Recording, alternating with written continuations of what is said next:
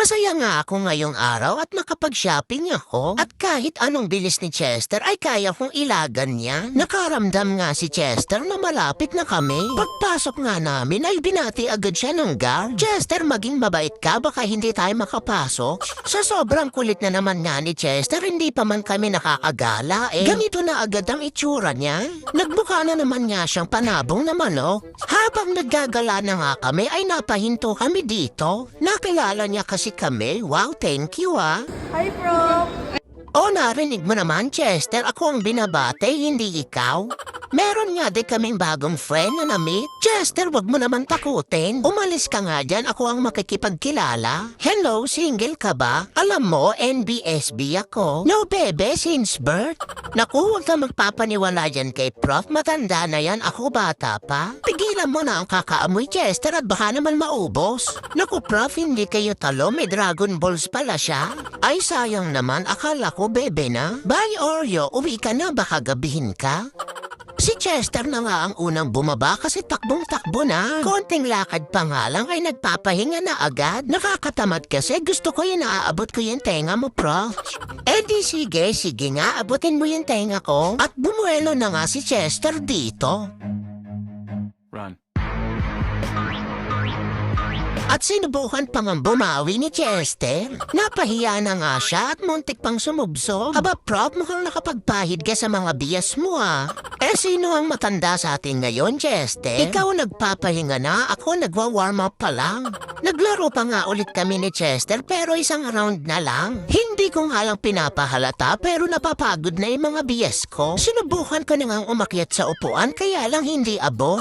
Tumakbo pa nga ulit ako dito para ipakita kay Chester na malakas pa yung mga bias ko. Pero hindi ko na talaga kaya. Paupo na ako.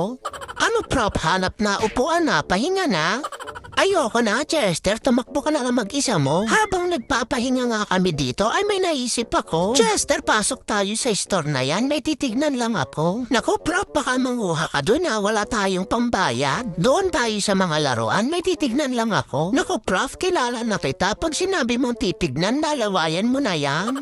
Inaamoy-amoy na nga ni Prof at mukhang namimili na. Chester, mukhang maganda to. Tumutunog kaya ito? Tignan ko nga kung tumutunog. Aba, oo nga, ito ang gusto ko. Bayaran mo na, Chester, at nalawayan ko na.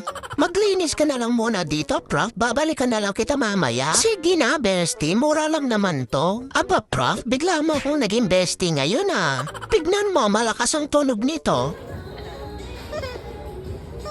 Dahil nga sa nalawayan na ni Prof ay wala na akong nagawa. Gustong-gusto nga ni Prof yung laruan na yan kahit mas mahaba pa sa amin. Hindi pa nga dumadating sa counter yung laruan ay puno na ng laway ni Prof. Paawat ka na, Prof. Basong-basa na yan. Bestie, thank you ah. Hayaan mo walang mang-aaway sa'yo. Nagdala nga ulit kami at may nakita kaming malaking meaning. Noong una nga wala akong pakialam. Nung makita ko nga na inaasar niya si Chester, hindi nga ako nagdalawang isip na kagatin ng kamay ng malaking pusa. Huwag mong inaaway ang bestie ko ah, makakatikim ka talaga sa akin. Talagang naging sulit ang araw ko ngayon at makakakain pa kami ng yaw-yaw. Ang ayaw ko lang ay 3 pa pala kaming maghahati. At mauna pa si Chester na kumain. Chester, dahan-dahan naman at baka maubusan ako. Okay lang yan, Prof. May laruan ka naman. Nung ako na nga ang sinubuan ay hindi ko na talaga tinigilan. Hindi na nga nakapag-antay si Chester at sa lalagyan na pumain. Nag-grocery pa nga sila mama kaya eto naglaro muna ako. Hanggang sa pag-uwi nga namin ay nakatulugan ko na ang paglalaro.